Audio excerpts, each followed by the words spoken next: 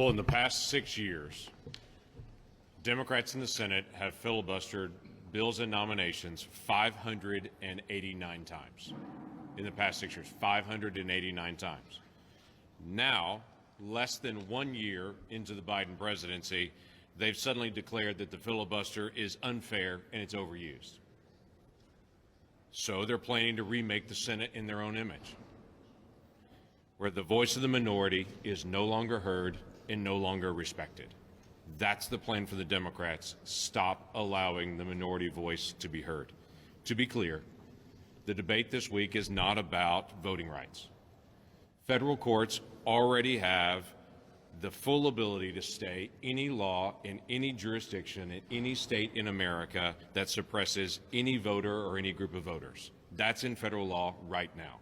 This whole conversation about voter suppression is already protected by federal courts right now. The debate this week that Senator Schumer is bringing is about silencing the voice of the minority in the Senate and everyone that we represent, literally silencing half the country.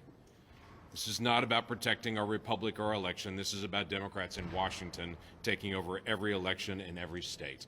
This is about Senator Schumer's power. That's what this is all about. He's willing to destroy more than 2 centuries of tradition in the Senate to get his way. That's not my opinion. Actually, that's Senator Schumer's opinion.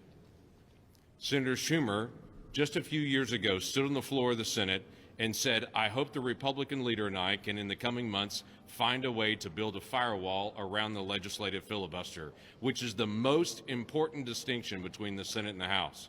Senator Schumer continued saying this, without the 60-vote threshold for legislation, the Senate becomes a majoritarian institution like the House, much more subject to the whims of short-term electoral change. No senator would like to see that happen. So let's find a way to protect the 60-vote rule for legislation. I agree with that, Senator Schumer.